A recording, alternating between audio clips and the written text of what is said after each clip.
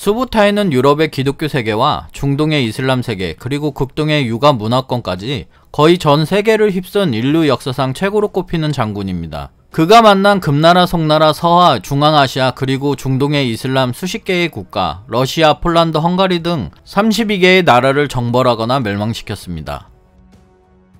현재의 전투에도 강조하고 있는 속도, 기동력, 기습, 포위 공격, 후방전투, 종심전투, 선멸전 등은 모두 수부타이가 지휘했던 군사작전에서 처음 등장한 수부타이의 특유의 전술이라고 평가되고 있습니다. 저번 편에서는 수부타이의 성장 과정에 대해 말씀드렸고, 이번 편에서는 전투를 통한 전술 천재 수부타이에 대해 말씀드리겠습니다. 먼저 수부타이와 금나라와의 전쟁에 대해 말씀드리겠습니다. 여진족은 발해가 멸망한 뒤로 한동안 만주 지역을 떠돌며 지내면서 거대 세력인 거란족 요나라에게 숨죽이며 지냈습니다. 하지만 시간이 지나 요나라가 슬슬 망해가자 여진족은 부족을 통일하며 금나라를 세웠습니다. 금나라는 나라를 세우고 북송과 함께 요나라를 멸망시킨 다음 나중에 북송도 멸망시키는데 걸린 시간이 12년에 불과할 정도로 강국이었습니다. 금나라의 인구는 5천만 명에 달하는 대국인데 반해 몽골 인구는 고작 300만 명으로 몽골은 금나라를 치기 위해 기나긴 전쟁을 치러야만 했습니다. 서하를 정복하면서 약간 경험을 하긴 했지만 몽골군은 금나라를 정벌하면서 본격적으로 정예 보병과 튼튼한 성을 보게 됩니다. 몽골은 금나라 수도 중도를 치기 위해서 만리장성을 넘어야만 했습니다. 수부타이는 저희가 금나라 수도 중도와 가까운 만리장성 동쪽을 공격할 테니 칸께서는 본대를 이끌고 만리장성 서쪽을 넘으십시오. 이렇게 해서 수부타이와 무칼리, 제베는 금나라 수도 중도 근처의 만리장성 동쪽에서 일부러 몽골 부대를 노출했습니다. 몽골 부대를 본 금나라는 수비대를 강화하고 덫을 수부타이가 공격하기만을 기다립니다. 수부타이는 금나라가 예상한 대로 만리장성 동쪽을 공격하기 시작했고 그 사이 칭기즈칸의 본대 8만 명이 화살 한 발도 쏘지 않고 서쪽으로 만리장성을 넘었습니다. 수부타이는 칸께서 본대를 이끌고 만리장성을 무사히 넘으실 때 저희는 동쪽 만리장성을 공격한 후에 말을 내달려 칸이 넘으신 서쪽 만리장성 길을 따라 본대에 합류할 것입니다. 금나라군은 보병대와 함께 움직여 속도가 느릴 것입니다. 금나라의 군대와 몽골의 본대가 싸우게 될 때쯤엔 저희는 본대 근처에 매복하고 있겠습니다. 한편 칭기즈칸이 이끄는 본대가 서쪽으로 만리장성을 넘은 것을 알게 된 금나라군은 몽골군이 수도로 진격하는 것을 막기 위해 서쪽으로 급하게 이동하는데 수부타이가 예상한 대로 보병대와 함께 움직여야 했기 때문에 속도에는 한계가 있었습니다. 그렇게 몽골군을 찾아 200km를 도보로 행군한 끝에 평원에서 몽골군과 싸우게 되었습니다. 전투는 오전 내내 치열하게 펼쳐졌는데 그때 갑자기 수부타이와 3만의 몽골 부대가 나타나 금나라군을 후방과 측면에서 포위 공격해 금나라군은 전멸하게 됩니다. 만리장성의 동쪽을 공격하는 척하다 사라졌던 수부타이는 다음 포위 공격을 위해 무서운 기동력을 발휘해 본대가 넘었던 서쪽의 만리장성을 통과해 몽골 본대를 따라잡았습니다. 그리고 기습포위 공격을 위해 금군과 몽골군의 본대가 교전을 벌일 것으로 예상되는 곳에서 숨어서 기다렸습니다. 금나라의 입장에서는 수부타이가 만리장성을 공격하다가 돌아가 버렸으니 아예 신경을 쓰지 않았는데 갑자기 나타난 수부타이에게 포위 공격을 당한 것이었습니다. 이런 전략에 말려들은 금나라군은 네 방향에서 공격을 받고 산시성 전투에서 전멸하게 되었습니다. 산시성에서 승리한 뒤 몽골은 3년 동안 금나라를 누비며 하북지방을 휩쓸고 성을 공격하는 기술을 터득했습니다. 이때 몽골로 투항해온 금나라 장수들에 의해 금나라의 세련된 공성병기와 그 운용 방식을 제대로 익히게 되었고 이것은 금나라뿐만 아니라 나중에 이슬람과 서구와의 싸움에서 큰 힘을 발휘하게 됩니다. 이때 몽골군은 도시 100여 개를 점령하고 당시 금나라의 수도였던 중도를 함락시킵니다. 그 후 금나라와 평화협정을 맺은 후 전리품을 가지고 돌아갔습니다. 금나라 황제는 평화협정을 맺은 지 1년도 안 되어 몽골의 침략을 대비해 수도를 중도에서 카이펑으로 옮깁니다. 이에 칭기즈칸은 무칼리리 군대를 파견하고 금나라의 고향 땅이라고 할 수 있는 만주에는 수부타이를 보내 죽음과 파괴를 선물합니다.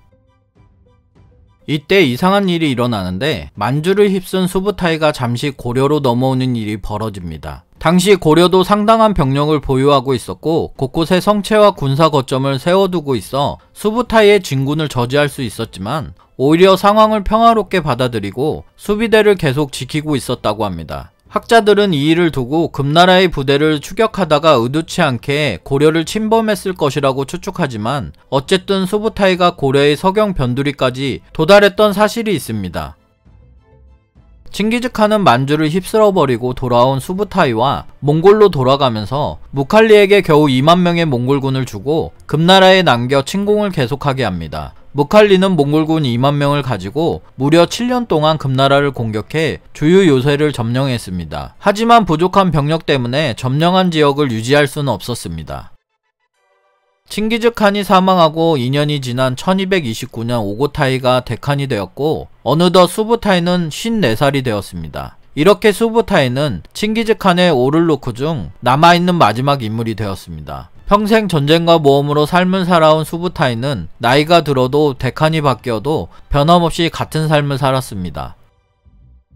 몽골의 최고의 명장이 된 수부타이는 이제 금나라와 전쟁을 재개할 때가 되었다며 칸을 설득했습니다. 오고타이 칸은 마류에서 거친 삶보다는 안락한 궁실 생활을 선호했기 때문에 자신은 출전하지 않고 수부타이에게 공주를 아내로 주며 동의를 표했습니다.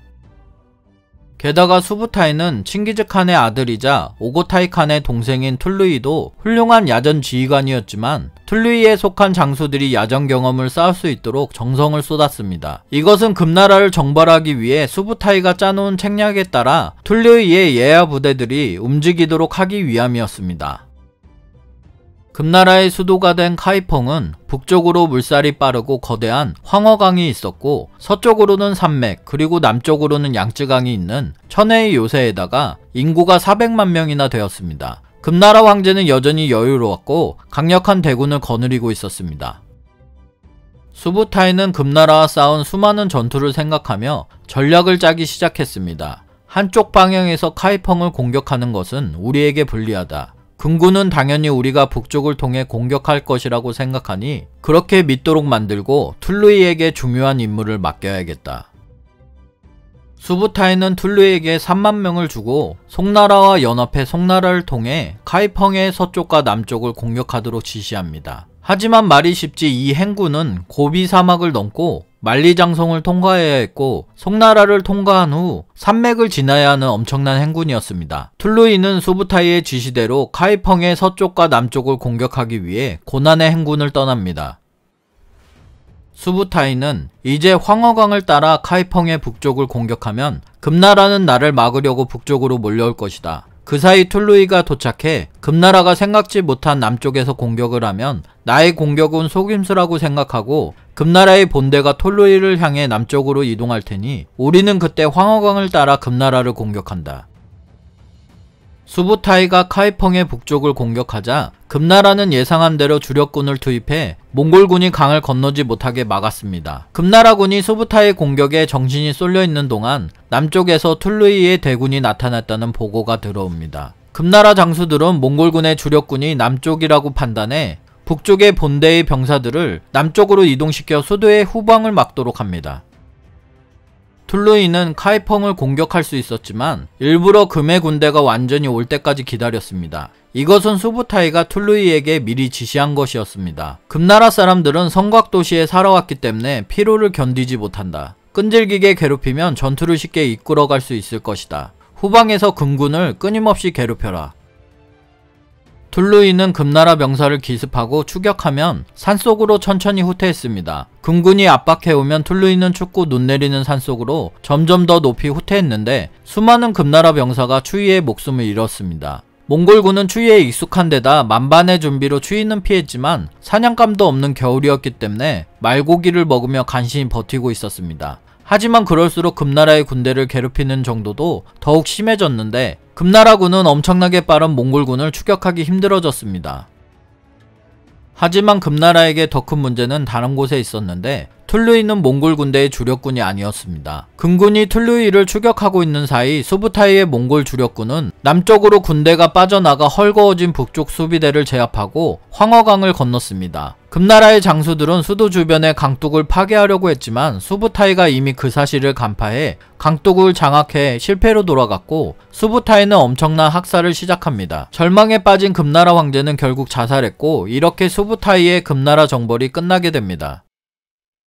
수부타이는 사실 1217년 칭기즈칸이 무칼리에게 금나라의 전쟁을 맡겨두고 몽골로 함께 돌아왔을 때부터 단순히 야전지휘를 담당하기보다는 칭기즈칸의 본대와 함께하며 몽골의 참모총장 역할을 하게 되었습니다. 이번에는 수부타이의 서유 정벌에 대해 말씀드리겠습니다.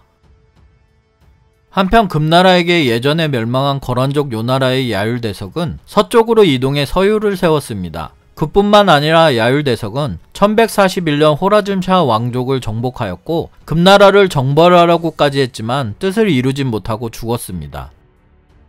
1208년 몽골의 서부의 나이만족이 칭기즈칸에게 괴멸당하고 나이만의 왕자 쿠출루크가 서유로 도망쳐오자 서유의 마지막 황제 야율직 로그는 쿠출루크에게 자신의 딸과 결혼시켜 사위로 삼을 정도로 환대했습니다. 그러나 쿠출루크는 부마에 만족하지 못하고 1211년 반란을 일으켜 왕을 몰아내고 최고의 권력자가 됩니다. 칭기즈칸은 나이만 왕자 쿠출루크를 처단하기로 하고 제베에게 2만 명을 주어 본대를 맡아 서유를 정복하도록 합니다. 그리고 수부타이에게도 2만 명을 주어 본대가 진격하는 경로에 나타나는 메르키트의 공격을 저지하는 역할을 맡겼습니다.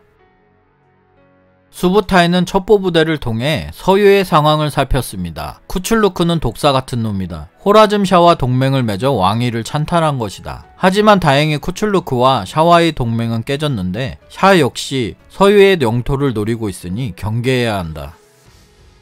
수부타이는 제베의 본대를 앞서 나가 샤의 공격으로부터 제베를 보호했습니다. 수부타이는 눈앞에 보이는 메르키트족을 물리치고 재빨리 행군해 나갔고 샤의 모든 움직임을 파악할 수 있는 위치에서 서유와 호라즘의 경계를 향해 바로 진격했습니다. 제베 역시 몽골군이 행군하는 곳에 폭력을 최소화해라. 모든 무슬림은 완전히 종교의 자유를 가질 수 있다. 누구도 무슬림 성지에 해를 가해서는 안 된다라고 했습니다. 제베가 찾아간 도시마다 쿠출루크에게 억압돼 있던 모스크 문은 다시 열렸고 몽골군에 의해 약탈 당하거나 피해 입은 곳은 한 군데도 없었습니다.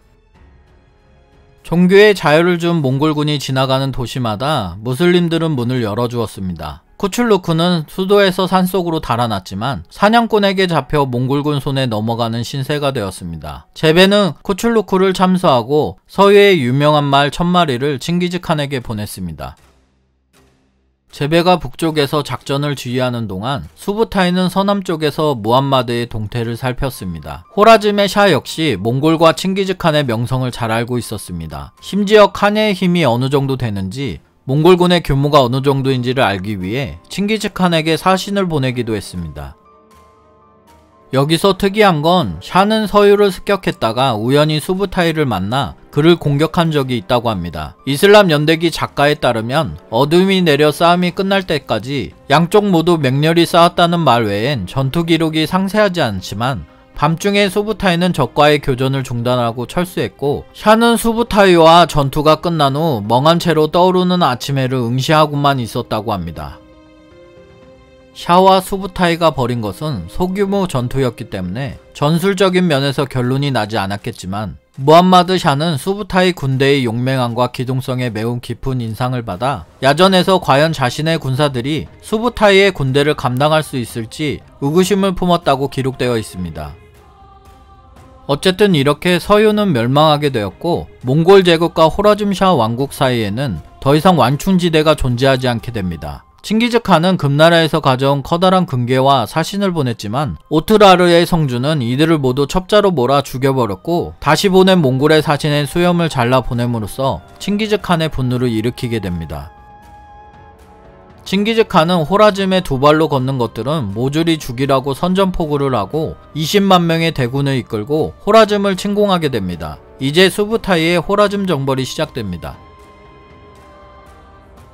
다음 영상도 열심히 만들 테니 구독 부탁드립니다.